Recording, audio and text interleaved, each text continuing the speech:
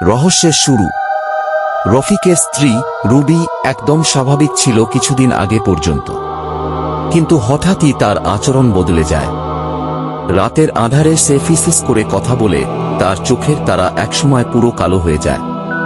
তার ঠোঁট নীলচে হয়ে ওঠে, আর মাঝে মাঝে সে ভয়ানক হাসি দেয়, যেন তার শরীরের ভেতরে অন্য কেউ আছে।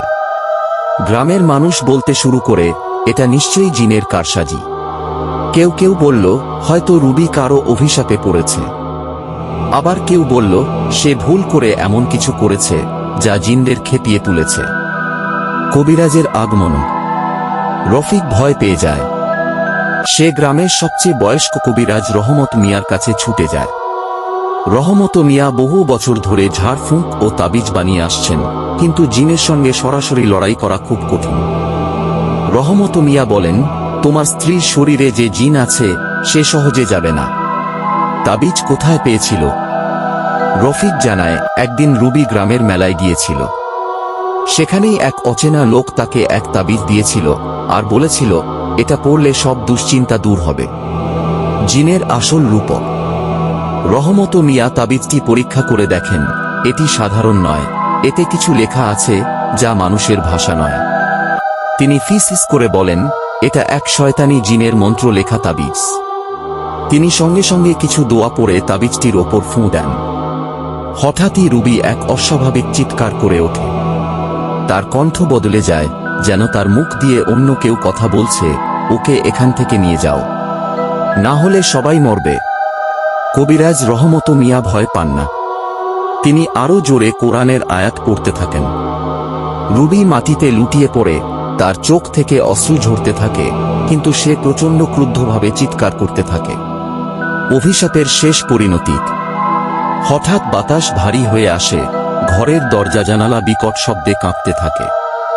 বাতির আলো জ্বলতে নিভতে থাকে। এক অদৃশ্য শক্তি রহমত মিয়াকে ধাক্কা দিয়ে ফেলে দেয়। তারপরই ছাদের ওপর থেকে কেউ একজন ভয়ানক গলায় হাসতে থাকে, তোমরা মনে করো আমাকে হারাতে পারবে? রহমত মিয়া উঠে দাঁড়িয়ে বলেন, আল্লাহর নামে শক্তির কাছে তুই কিছুই না। তিনি রুবির গায়ে পড়া অভিশপ্ত তাবিজটি ছিঁড়ে ফেলেন এবং তাতে আগুন ধরিয়ে দেন। মুহূর্তের মধ্যে বিকট শব্দ হয়, বাতাসের মধ্যে কিছুর পুড়ে যাওয়ার গন্ধ ছড়িয়ে পড়ে। রুবি ধপ করে মাটিতে পড়ে যায়। কয়েক সেকেন্ডের জন্য ঘর নিস্তব্ধ হয়ে যায়। তারপরই রুবি ধীরে ধীরে চোখ মেলে। তার চোখের কালো ছায়া মিলিয়ে যায়। সে ক্লান্ত গলায় বলে, আমার কিছু মনে নেই। রফিক কেঁদে ফেলে, রহমত মিয়ার পা ধরে বলে, আপনি আমাদের বাঁচালেন। কিন্তু রহমত মিয়া চুপ ছিলেন। তিনি জানতেন সেই জিন পুরোপুরি ধ্বংস হয়নি।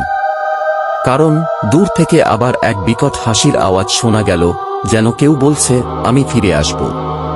এই গল্পের মাধ্যমে আমরা শিক্ষা পাই, অচেনা কারো দেওয়া তাবিজ ব্যবহার করা বিপজ্জনক হতে পারে। জিনদের নিয়ে খেলা করার চেষ্টা করলে তার ভয়ঙ্কর পরিণতি হতে পারে। ধর্মীয় জ্ঞান ও বিশ্বাসই একমাত্র নিরাপত্তা দেয় এমন অলৌকিক শক্তির বিরুদ্ধে।